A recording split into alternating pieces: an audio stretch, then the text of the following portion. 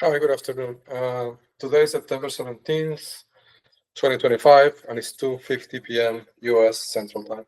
My name is Rinaldo J. Aguilar-Marcano, and this is the second part of the video that I was just recording. It was a technical glitch. I ran out of battery, and the video was cut off. So I'm recording this second part. So I was saying, I want to describe a piece of tradecraft that I've observed maybe a dozen times. It's an amazing piece of tradecraft, and when I say these things, I know that this part is just is intended for professionals, right? In counterintelligence and intelligence, because I know that if I say this to anybody else, they will think it's fiction, or that I'm making this up, or that it is just not, it's not real, right? Sorry, let me. Okay. Yeah. So let me tell you the problem they're trying to solve with this. Okay. In situations where tensions are high, or when they think that they might be at risk of exposure by the authorities of the country, right? In this case, the FBI. In situations like this, they have the problem that when they have an operative that is infiltrated in the target's life, and they need to pass information to that agent, right? The problem is, how do they do it safely? Okay. Meaning, imagine, let's say, for the sake of the argument, right? Penelope Suarez, right? When we were running back in 2023 and 2024, at the highest points of tension, like when I, tried to contact the authorities and they made me talk to Agent Enrique Morales, right? Around that time, if they wanted to give information to Penelope about anything, right? How do they do it safely? Like, I mean, they knew that I was already at that point trying to contact the authorities. So, sorry, the video is getting messed up. Let me see if I can maybe doing this. Yes. So at that point, right, they knew that I was already making active attempts to contact federal authorities, right? So they could not, even though they have the house wired and all the things that they have on me, right? They could not be 100% sure that I did not succeed in calling the attention of authorities, right? And then somebody could be watching, and then the whole thing would be uncovered, right? So in a situation like that, right? Imagine, like, what would you do? Like, how do you pass information to that agent that is deployed and infiltrated in the close inner circle of the target? Because anybody that you try to get close to that agent is going to have to get close to the target, which could be under watch, right? So that's the problem. And the solution that they found to that is brilliant. Now, I have to say, it looks brilliant to me because when I realized what they were doing, I thought, well, these people are geniuses, right? But I don't know. Maybe I felt that way because I'm not an intelligence officer. Like I don't work in. This is not my area of work, right? Like I'm learning about this, but this is not what I do for a living, right? Well, I guess what I'm trying to say is that maybe this is a well-known technique in these circles, and it's just novel to me because I don't have experience, right? Or didn't have experience at that point. But either way, I feel like I should say it because, well, if it's something that is not a common thing in these circles, then authorities will know how they do it, right? And this will actually be helpful, I think, for identifying other targets. Because if you ask other targets if they have seen something like what I'm going to describe in the last 2 or 3 years, and they say yes, they're probably targeted, right?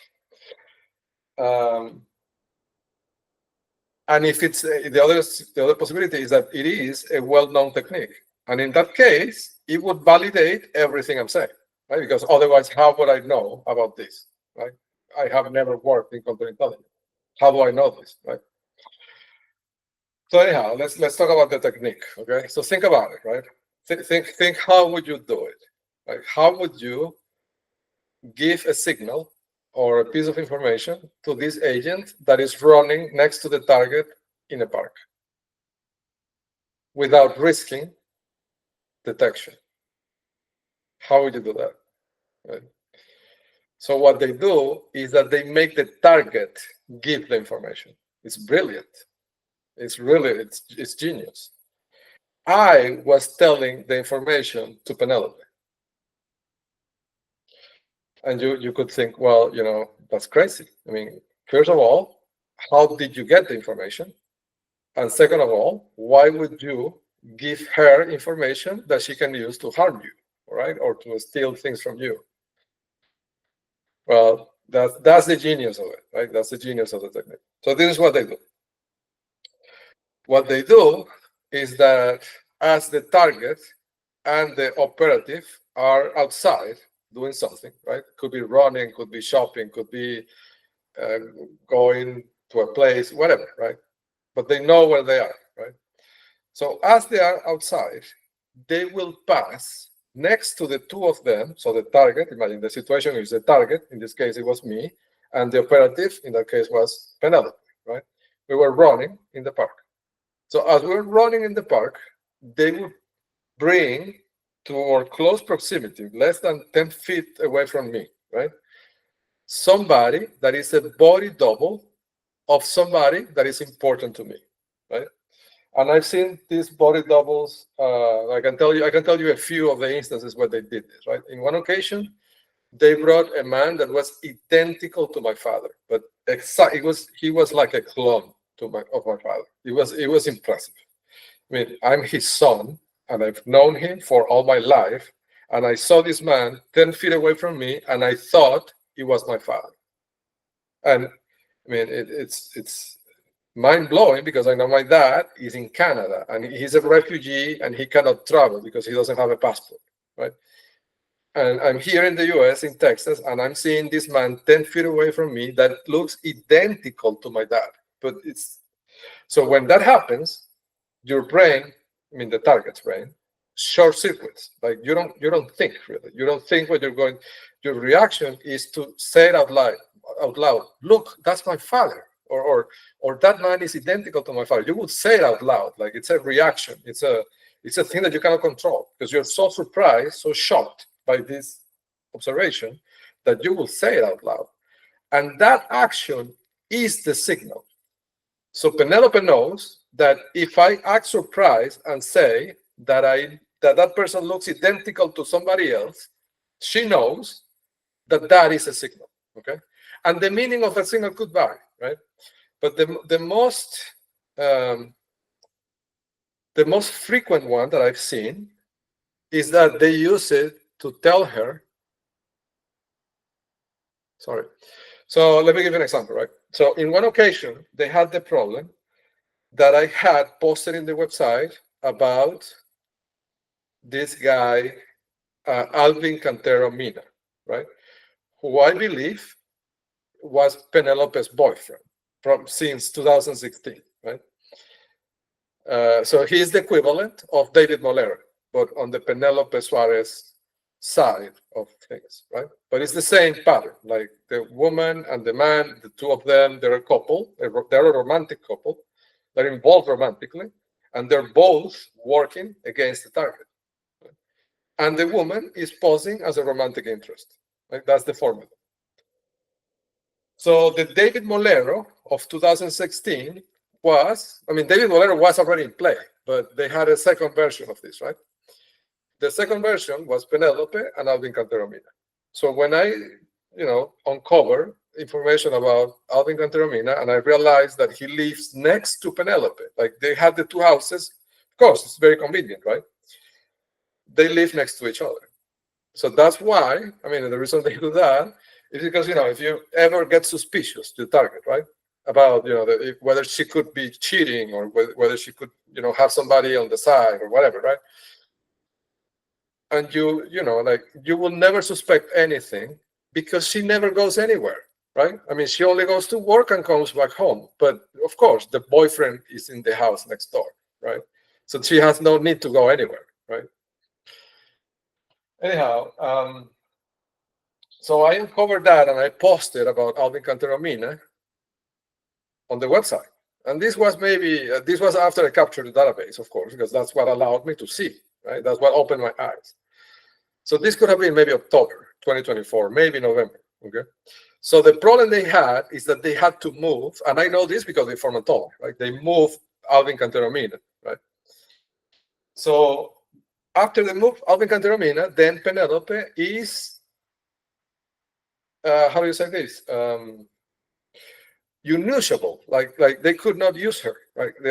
She was not useful anymore because the person that had the intelligence, right, about me was Alvin Canteromina, and I'm guessing that many of the messages when I was communicating with her, as I explained in one of the videos, I was actually chatting with Alvin Canteromina, right? Like he was catfishing me, right, passing as Penelope, and it's doable because he knows Penelope, right, very intimately, so he knows what she could say or how she would say it, right?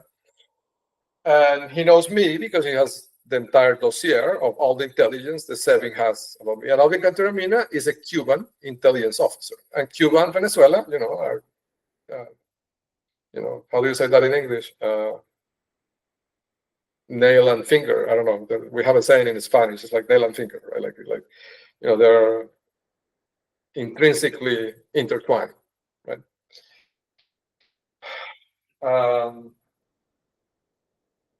So the problem they had at that point was that they had to move Alvin Canteromina, and then therefore Penelope had no way to do the job herself because she didn't have the intelligence about me and the depth, right, to get the information they wanted. So then that's when they brought in Francisco Castillo to work with Penelope. I mean, Francisco Castillo has been working, gathering intelligence for years. Like he was my driver that took me to the airport, and we were childhood friends, right? My father was his pediatrician, imagine, like the level of infiltration, right? But he and Penelope were not working together as a couple until that point. But when they had to move Alvin Canteromina, then the solution they found was to put Penelope and Francisco together, right? Which was kind of a mistake because then they got involved. Well, and this is what I don't know. I don't know if this was something that just happened because they were working closely, or if they asked them to get involved romantically, right? It's possible. I mean, these people control these people like puppets, right? Like they could make them do anything. So maybe they tell them, you have to sleep with each other and get involved romantically. It's part of the job, right? So the thing works, right? It's possible. I don't know. Anyhow, so the problem they had is that they couldn't tell Penelope who Francisco was in a reliable way, right? Because, I mean, if they give her a picture of Francisco, then the picture could be intercepted, right? They could be tricked into making Penelope talk to somebody else, right? I mean, it has all sorts of problems, right? Logistical problems, making that introduction in a high stress and high risk environment. So the solution to that is make me tell Penelope who Francisco is. And the way they did that is that when we were running in the park behind Penelope's house, in that park in Tamarón, as we were running, they brought in a body double of Francisco. Again, impressive. Like the level of detail that they applied on the makeup and whatever it is that they do. Like the guy was standing maybe 10 feet away from me, and I was not sure if it was Francisco or not. And I've known Francisco for 40 years. The craftsmanship on that, in the production of that body double, it was amazing. So when I'm running next to Penelope, and when I see this body double of Francisco, I grab her. I was so shocked because, I mean, I'm seeing him so close, and he's not reacting to my sight. Like he's not waving or saying hi, Ronaldo. Like he doesn't know me, right? So this is even more shocking, right? So I grab her by the arm, and I say, Penelope, look, that man is exactly like Francisco, right? That was the signal. By me saying that, she had the opportunity to see first exactly what Francisco looked like. And here I'm going to speculate, right? I don't know this for sure, but I imagine the way that man was dressed, the body double, would be the same way that Francisco would be dressed when he would approach Penelope at a grocery store or someplace public, like, making it look like it's a random approach of two people that are randomly getting to know each other in a social environment, right? Like, I imagine, right? Penelope could be at the grocery shop buying something, Francisco too. They stand next to each other. Hey, oh, are you from Venezuela? Yes, I'm from Venezuela. Oh, nice to meet you. Let's exchange numbers. And the whole thing looks organic, right? But it's not organic. Like, I already told Penelope earlier that day or the day before exactly what Francisco looked like and how he would be dressed in that occasion, right? So it's a way for them to send information to the agent using the target as a messenger. It's an amazing technology. So they've done this with multiple people, right? In my case, right? They did it with a body double of Francisco, a body double of my dad, a body double of my mom. They did it with a body double of my former partner. Once I was with Penelope, we see a woman exactly like my former partner in the corner. And she was walking a dog that was exactly like my dog, like Danger. I have a dog named Danger. Like, I was shocked. I thought that was my former partner, right? And she was wearing a dress that I like a lot. I mean, there was design behind this, right? And the same thing happened again. Like, I got shocked. I got in shock. And I said, Penelope, look, that's her, right? That was the signal, right? I imagine in that evening or the next morning or something, a woman dressed like that, very similar to that, would approach Penelope and would give her something, right? For example. It's a way for them to, it's like a handshake. It's a way for them to know, okay, this is the protocol of what you can trust, right? This is what it would look like. And the irony is that the person delivering the protocol is the target. Amazing piece of technology. So I thought I should, share it because of what I said. Like, if this is not a well-known thing to me, I mean, at this point, right, I have developed, I want to say, like a taste. Like, when I see these things, I get a general sense of where this might be coming from, right? If you ask me, from my tiny understanding of things, just based on what I've learned, I would think this is something Russian. Like, this technique is a Russian technique, right? This doesn't feel like, to me, like a Chinese tradecraft technique or a Venezuelan or Iranian, right? Like, I think this is Russian, right? This technique is, KGB, right? FSB now, right? That is the same. Yes. So that's how it works. Now, to close this session today, I want to answer a question that my informant asked me today. And it's an interesting question, right? And I don't know, like, he didn't, because, my bandwidth is limited to avoid capture of my messages. And, we can't really be going back and forth. But it's interesting that he asked this question because it's a technical question. And it sounds to me like it could be a preparation for a legal thing, right? Maybe they're thinking about, how to respond to all this in court, right? I don't know. I'm guessing. But this was the question. The question was, well, let me ask you something. If, Diosdado have 50,000 people surrounding you, as you're saying, why does he have to have the people next to your house? It would be more logical that he tracks you from the park or from a mile away. Like, if he has the entire town, right? Why place the agents next to your homes when it's more obvious, right? I guess the question he's asking is, what is the technical reason for this? So it's a good question, and I think I should answer it, right? I know the answer, and I've known the answer for years, but I'll share it because it's and this is what I was saying, right? Like, the fact that he's asking me that, he doesn't know. Like he really doesn't know because he doesn't know the technical details of the platform. He's a user. He's not an engineer, right? But the fact that he asked me that question, it's very telling. So I'll answer that question. Okay, the reason for that is, Uber routing technologies. That's the reason. I'm gonna share my screen to tell you what I mean. Right. Sorry.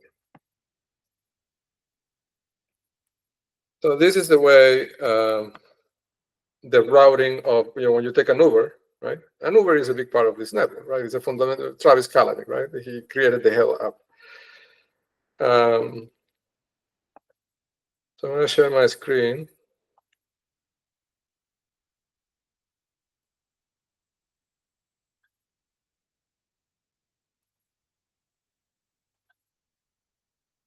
Okay, so let's go to New York to do something different today.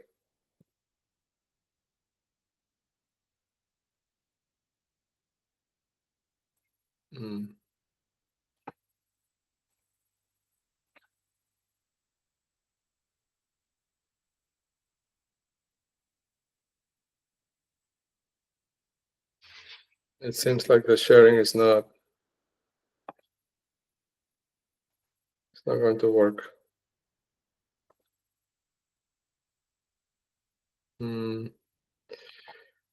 Let me see if I can do something else.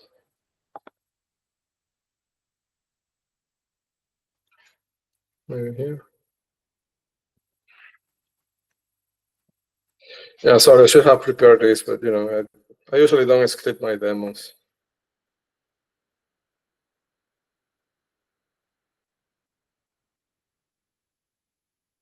Let me see.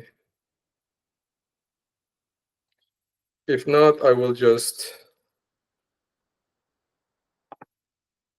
do it without visuals, right? Right, or I might add the visuals later.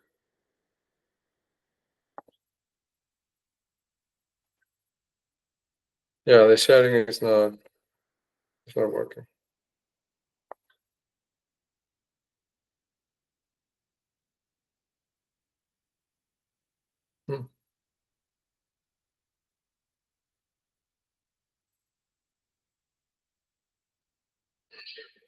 Yes. Yeah. So I'll do it verbally, okay? And I'll try to add visuals if I have the time. So imagine I'm just going to present the problem, and I know this because at Google I worked in routing projects that are routing traffic, right? The physical traffic of cars, driving directions, right? So imagine that you're in Manhattan, right? Manhattan is an island, right? That is, if you look at it in the map, it stretches. I mean, it's not perfect, but more or less north to south, right?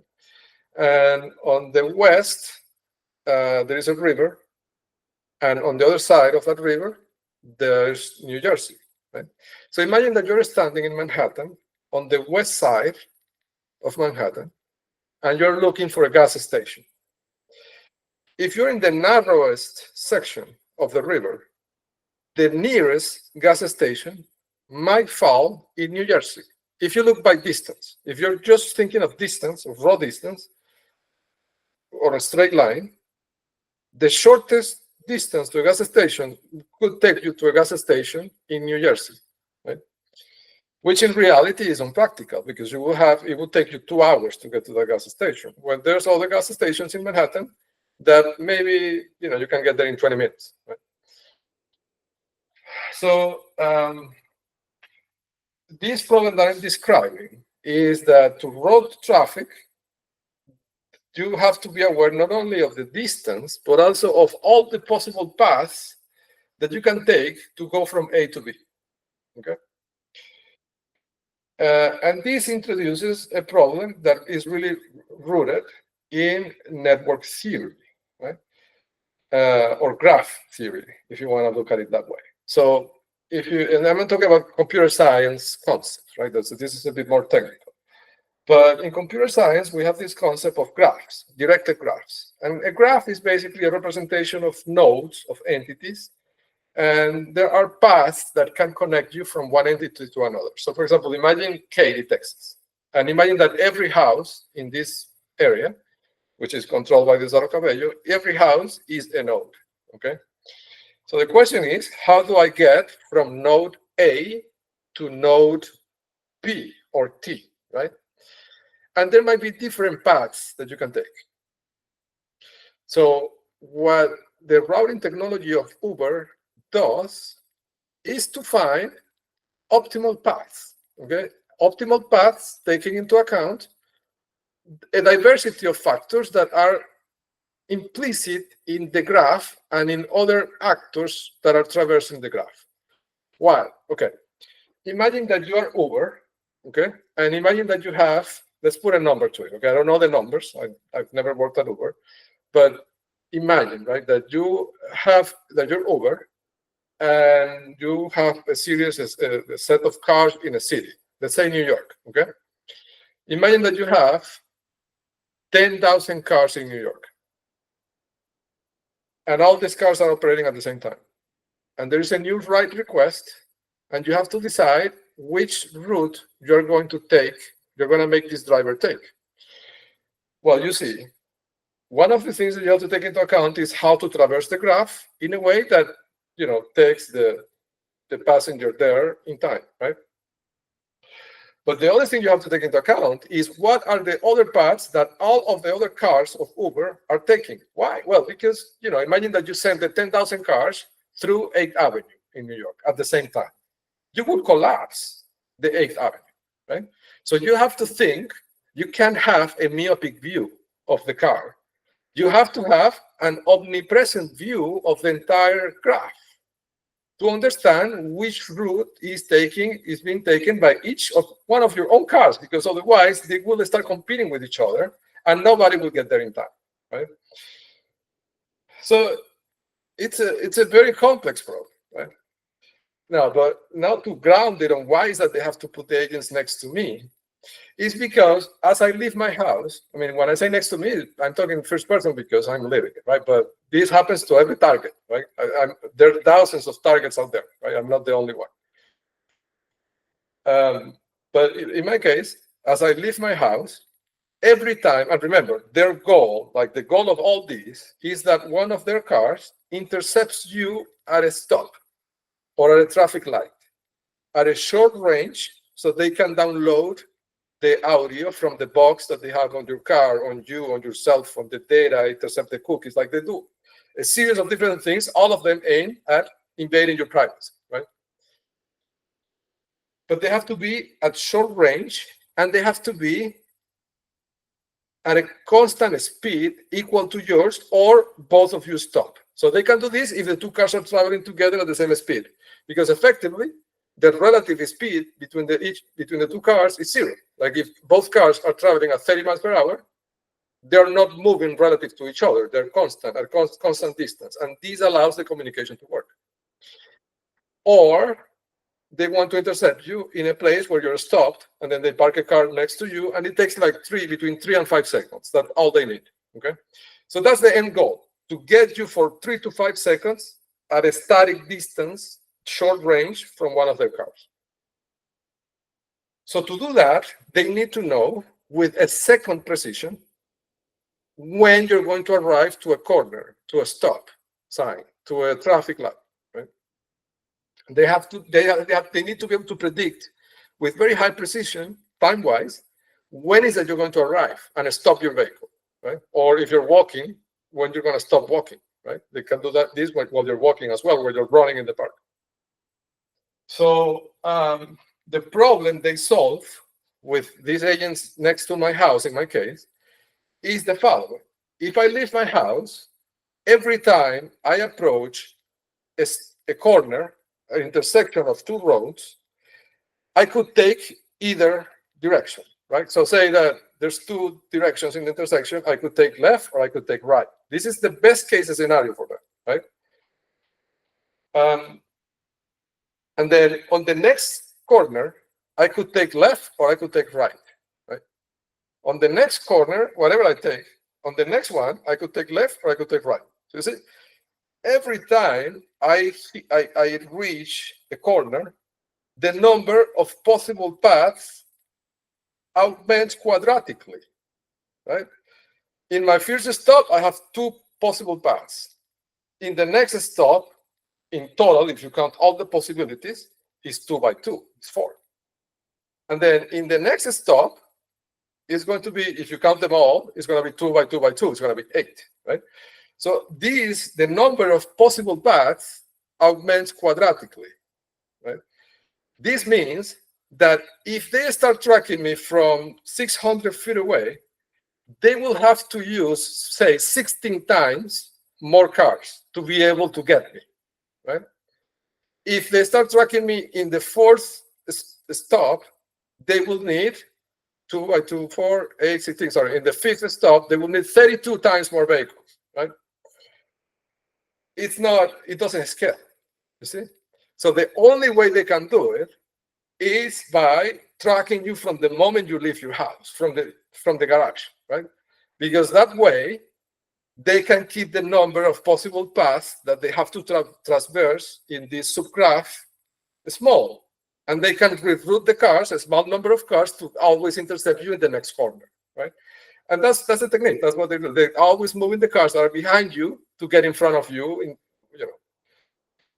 Or if it's not possible, then they will bring agents from the houses that are in your future path and bring them out of their houses, right?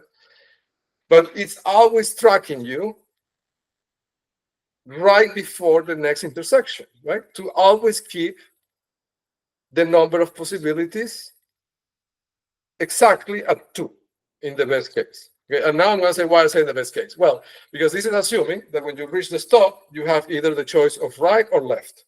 But this is not always the case. There are some 4 ways stops, right? That you have 3 possibilities. This is worse because then this is not quadratic, this is cubic. Imagine that you have a route where in every stop you have 3 choices. So in the first stop you have 3 choices. By the second one, the total number of choices would be 3 by 3 is 9. And then in the third stop, it would be 3 by 3 by 3, it would be 27, right? So you see, in just 3 stops, the number of subgraphs explodes to 27. It's undoable, right? From a computer science point of view, because they're using cars. They're not using electricity. They're using cars, right? I mean, if you solve this problem in a computer, you can do it, right? Because the computer has, it does millions of computations per second. But what they are doing, this is really an analog network based on cars, right? So it's a very slow network. And they can catch up with the target if the target always has 2 or 3 choices on every stop, right? So that's why they're forced, and this is the weakness of the system, they are forced by design to start tracking at the start point. That's why every time I leave the house, all these people open their garages, because inside of their garages, they have these cars with the cameras, and they can see the cameras of the cars see when my car passes, and that is a trigger, right? That tells the system, okay, Ronaldo is going on this direction, right? And the system automatically adjusts to eliminate the graphs that I'm not going to take, the subgraphs that I'm not going to take, keeping the set of candidates always small. That's why they have to keep all these cars parked on the streets with the cameras and listening to the radio frequency spectrum to see when the target is approaching what corner, right? To always keep reducing the number of possibilities. So that's the technical reason why they have to have people in all the houses next to the target. They're obligated to do that. Because otherwise they can track the target in that way, right? And then they will be rushing to get to the target, right? And it will cause, could cause accidents. It will be more visible what they're doing. They will look more desperate, right? It will be more obvious. But using this technique, they can always put a car in front of you, and it doesn't look like the car is following you because it's in front of you. It's going in your same direction and in front of you, right? If you say that person is following you, people will say that you're crazy, right? How can he be following you and he's ahead?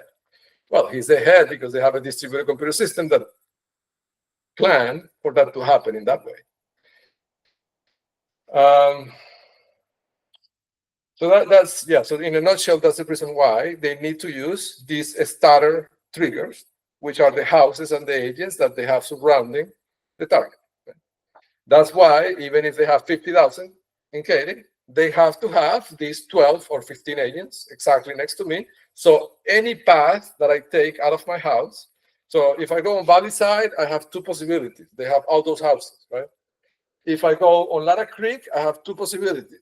They have all those houses in Lara Creek, and they also have the houses in the park, right? So I have no escape, right? And this ties back to what I was saying the last time, that I'm a prisoner of war in this situation, because even though I have the freedom to walk outside of my house, it doesn't matter which path I take, they will always follow. It's a situation that I will never be able to escape as long as I'm here, right?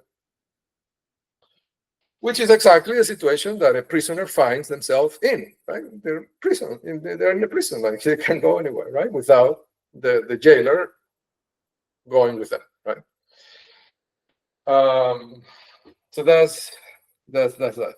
Now, I had a thought recently I want to share, which is about, when I said that this thing about the analog network, it was an interesting thought. And this is one of those thoughts that I know that there's more, right? There's more gold in that mine that I can dig if I think about it a little bit more.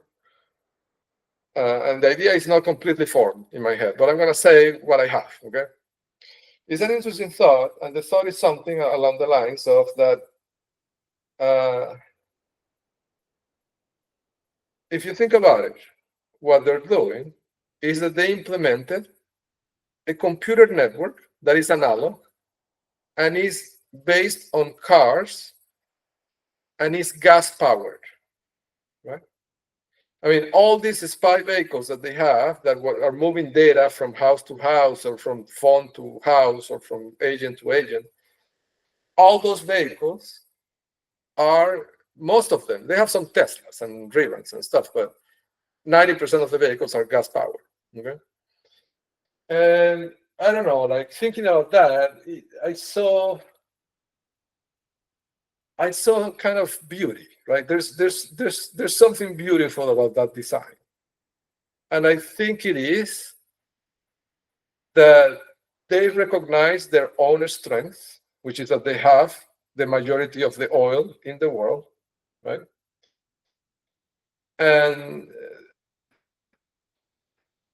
they took computer science to a realm where they have the higher ground because they have the oil, right? And not only that, the irony of all this is that as they scale their network, right, as they bring more and more cars and more agents and grow it, at the same time, they are strengthening their economies. Because think about it, right? So in a network, in a computer network, right, you put a router, and that router routers the messages using electricity, right?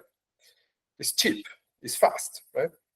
But this analog network they have, what powers the network is gas, is gasoline, right? Which is not cheap, and it's slow. It's slower than electricity, and it's not cheap. And the advantage is that it's secure because they only send the messages through near field communication. So the constraint they have really is the speed of the network, because these cars are limited to the speed that they can travel, and the physical limitations of going from point A to point B in the car, right? So the bandwidth is limited by design, right? And the latency is high. So the solution to both problems is to bring more cars. If you have more cars, you can lower the latency, and you can increase the bandwidth. But as you do so, you will increase the oil consumption, the gas consumption, right? Because now you have more vehicles and you have to travel more times in all those vehicles. But as you increase the oil consumption, and I mean, in their case, they are increasing their own revenue because this oil, they're the ones producing it, right? In the first place, Venezuela refining it. Venezuela, Iran, Egypt, Russia, China, right? China Petroleum Corporation. So by deploying and augmenting this network and making it bigger, they're actually helping their economies. And remember, like we already detected that they coordinate the agents to inject artificial pressure on the markets of the gas to increase the gas prices to make more money, right? And to launder money for Diosdado Cabello and El Cartel de los Soles and all those things.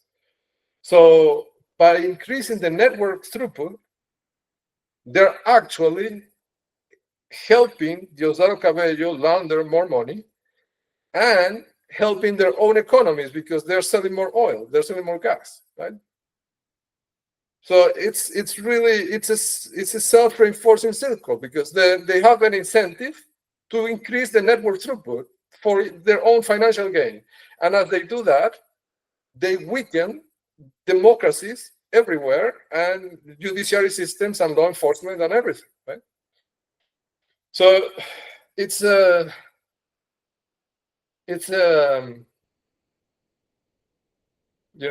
one of those things that I guess, right? I mean, the design is beautiful from my perspective, right? From my humble point of view, I see that and I see beauty in the design. But at the same time, it could be the weakness, right? Because if you know that that's how they're reinforcing the cycle, and if you cut it, it could bring it to a halt. I'm talking about the cars. I think the cars are the weak spot because those are assets that are controlled, regulated by laws of the country, right? The country could say these cars cannot be running around anymore, right? I don't know what that would look like from a legislation point of view, but I imagine there could be a way to make that happen.